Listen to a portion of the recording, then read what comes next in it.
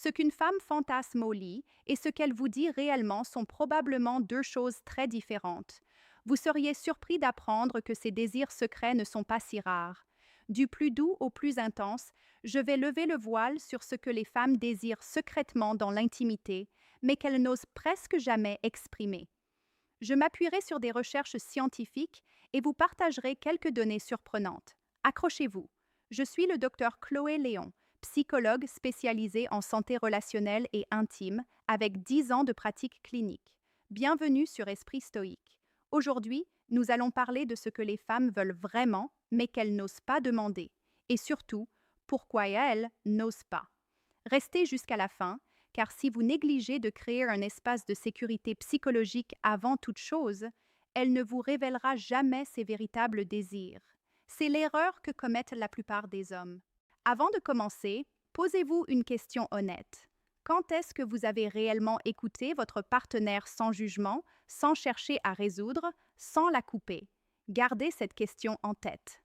Partie 1. Pourquoi elles n'osent pas demander la société, les films, les conversations entre amis, les injonctions familiales? Tout cela a appris aux femmes, souvent dès l'enfance, une chose très précise.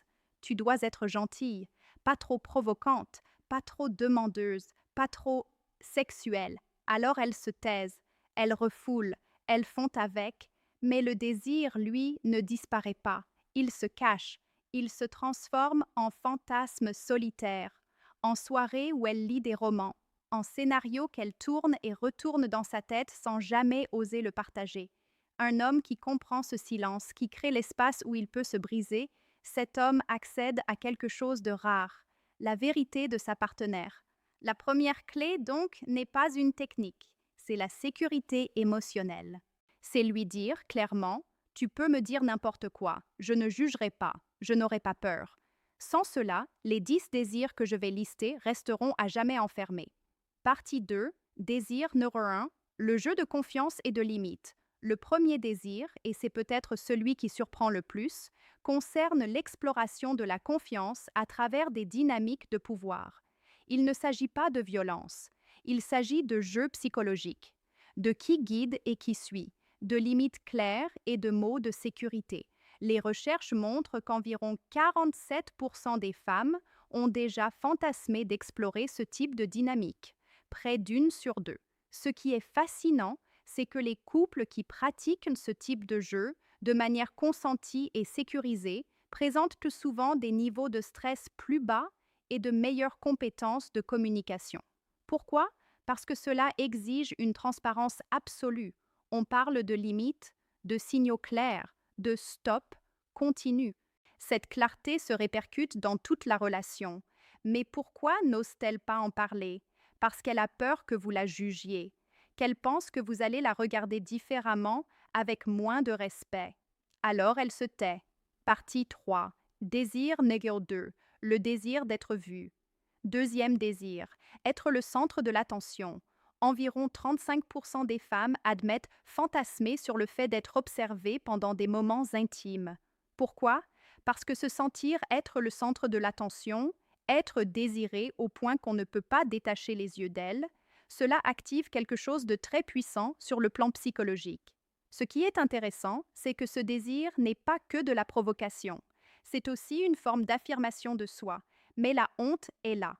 On lui a appris que sa sexualité devait être discrète, modeste, cachée. L'idée d'être observée lui semble honteuse. Alors elle se tait. Nous sommes au premier tiers de cette vidéo. Si ce que je vous explique vous semble utile, abonnez-vous à Esprit Stoïque et activez la cloche. Partie 4, désir numéro 3, la dynamique d'observation partagée. Celui-ci va en surprendre plus d'un. Environ 33% des femmes ont fantasmé de regarder leur partenaire avec une autre personne ou d'être elles-mêmes observées avec un autre. Contre-intuitif, n'est-ce pas? Pourtant, plusieurs études montrent que, pratiqué de manière consensuelle et avec des limites claires, ce genre de dynamique peut renforcer la confiance et la communication dans le couple. Pourquoi? Parce que cela exige une transparence absolue. Pas de place pour la jalousie maladive, pas de place pour les non-dits. Mais ce fantasme, elle ne l'avouera jamais, parce qu'on lui a appris qu'une femme doit être possessive, qu'elle doit défendre son territoire. Admettre ce désir, C'est avouer quelque chose d'inavouable. Alors elle se tait. Partie 5. Désir numéro 4. La déprivation sensorielle. Quatrième désir, très populaire, la déprivation sensorielle. Un simple bandeau sur les yeux. Réduire la lumière. Jouer avec l'anticipation. Plus de 40% des femmes aiment ou désirent une forme de déprivation sensorielle. Pourquoi? Parce que quand un sens est enlevé, les autres s'aiguisent. Le toucher devient plus intense. L'ouïe capte chaque souffle. L'anticipation devient électrique. Les études en neurobiologie montrent que ce type de jeu augmente la libération de dopamine, le même neurotransmetteur que libère les expériences agréables. Mais elle a peur d'en parler, parce que se rendre vulnérable, c'est faire confiance. Et la confiance, ça se construit, ça ne se commande pas. Si elle a peur que vous profitiez de cette vulnérabilité, elle n'osera jamais.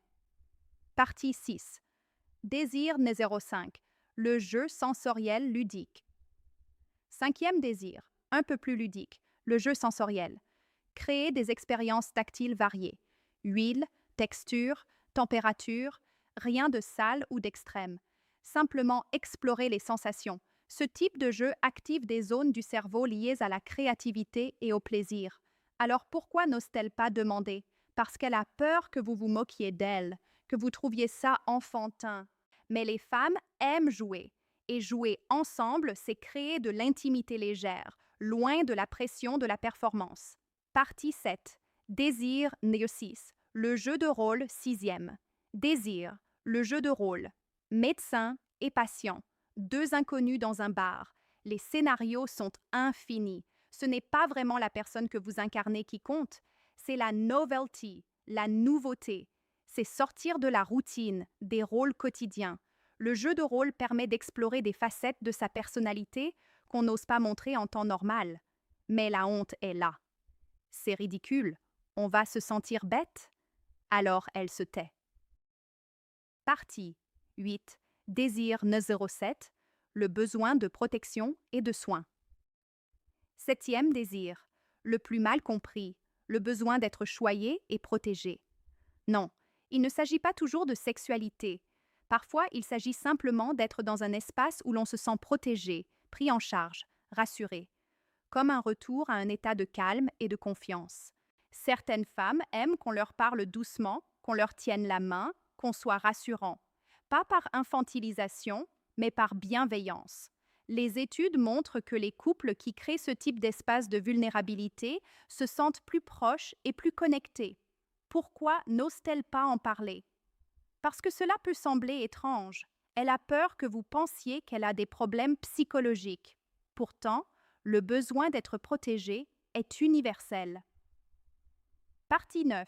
Désir numéro 8. La stimulation des zones peu explorées. Huitième désir. Surprenant pour certains. Une personne sur 7 admet avoir un certain intérêt pour la stimulation des pieds. Environ 10% de la population explore cette dimension. Pourquoi? Les neuroscientifiques ont découvert que les zones du cerveau qui contrôlent les pieds et celles qui contrôlent les sensations sont voisines.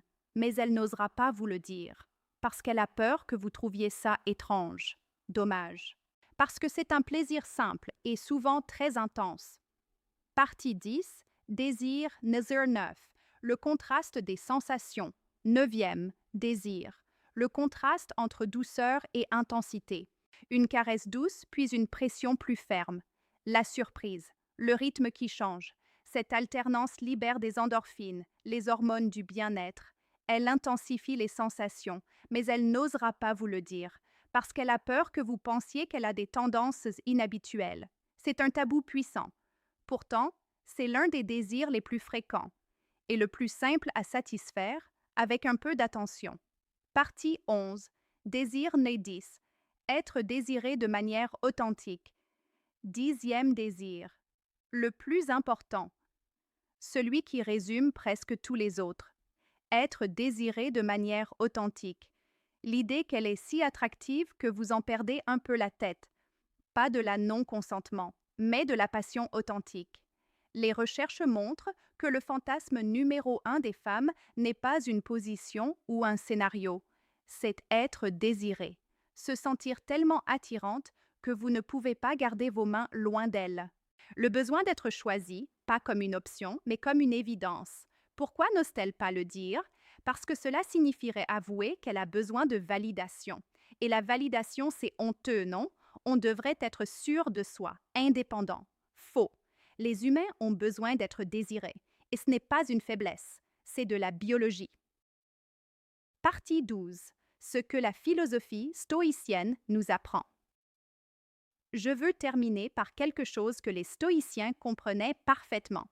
La sécurité intérieure ne se trouve pas dans le jugement des autres, mais dans sa propre solidité.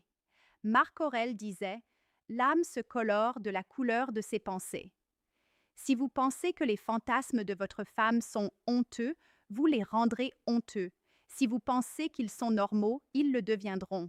Votre regard, votre absence de jugement, votre stabilité, tout cela crée l'espace où elle peut s'ouvrir. La philosophie stoïcienne, c'est aussi accepter ce qui est.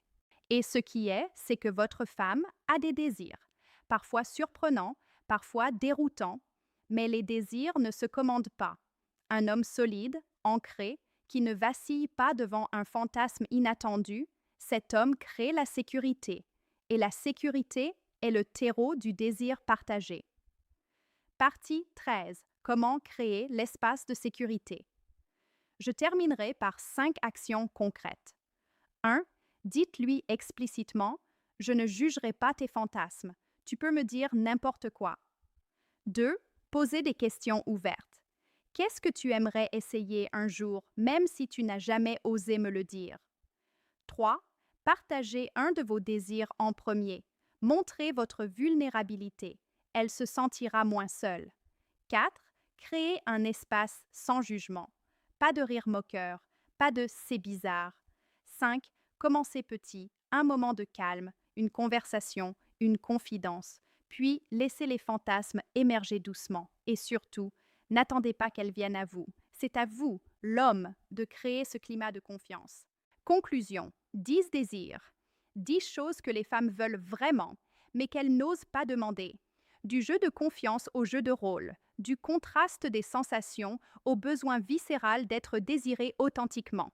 Ce que la science nous montre, c'est que ces fantasmes ne sont ni rares ni honteux.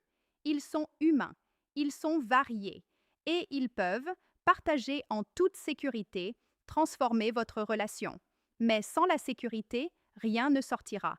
Elle restera dans son silence. Vous resterez dans votre frustration.